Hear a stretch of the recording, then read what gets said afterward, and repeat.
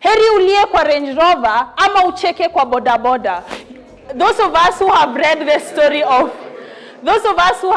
story, how much land does man need? It tells the story of a Russian folktale that tells the story of a man who walked 1,000 kilometers, and at the end of the day, all that mattered was the 6 feet that he was buried in, and not necessarily all the land and the treasures you acquire in this world. The question I'd pose to you, audience at home: does money guarantee you happiness?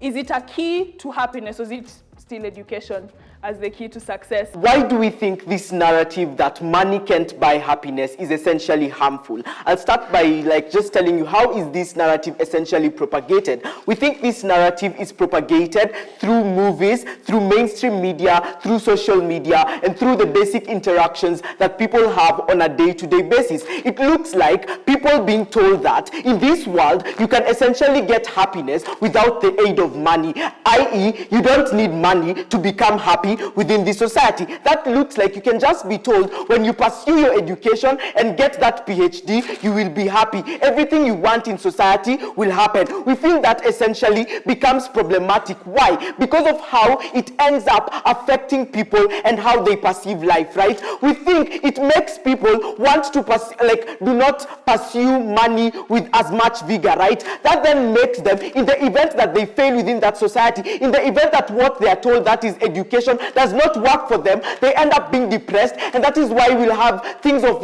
suicide in such a society skyrocketing, right? Now, what do we think then is the counterfactual in this debate? We think a world which we propagate the idea that money can buy happiness is a better world, right? We think this narrative will still be propagated in the same way through media, through internet and things like that, where people are given that perception that money is a very important source of happiness, right? That even if you have education, you need money to complement that to get happiness within that society, right? What then do we think will be the effect of that such a narrative in society? It will make people in all areas of society want to pursue money or get money as much as they can, right? This means that people will be pushed to look for money and be innovative, right? They will not essentially just rely on education because they were told education will make you happy, or they'll not just rely on being good people because they were told when you're moral in society you will be happy, right? So then how does happiness essentially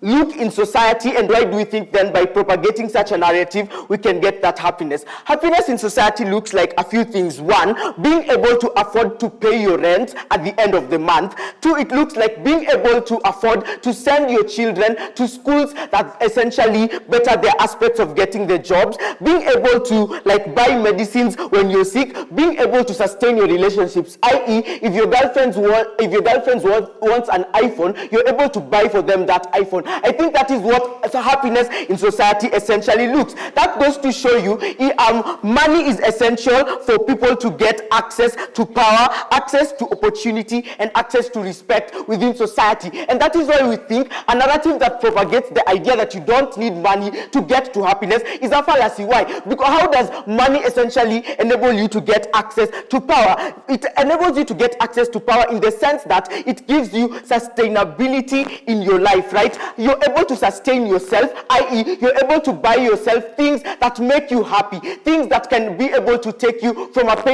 point of pain and point of suffering. On a second level, in terms of sustainability, it enables you to sustain your dependence, right? This looks like if you have children and you have that narrative, you'll be pushed to want to get that money so that you can take your children to school, so that you can put food on the table. And with that narrative, we think these things will be able to happen. And even in terms of relationships, we think people will be able to sustain their relationships, right? So why then also do we think this narrative is beneficial, right? Even for the people who do not really necessarily get to that point of having so much money in society, maybe they don't get to become billionaires, we still think that narrative will be beneficial for them, because at least they'll get something that will push them to want to achieve their goals and better their living standards within that regard, right? So I think the case that will likely come from up is the aspect of morality and how it is affected in our world, where maybe they'll tell us if we propagate such a narrative,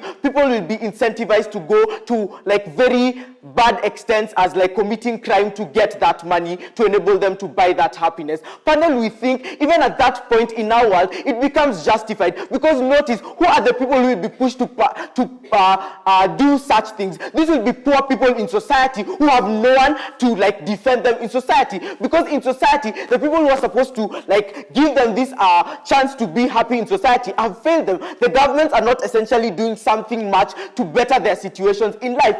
They are not able to like get access to such things. So I feel at that point, even if that happens, it is justified, because at least there'll be a good role model to their people who will now learn something like they are the people who can alleviate themselves from the poor conditions they live in. And we feel with that, it is justified to propagate the narrative that money can buy happiness within society. With that, I rest my case. Thank you.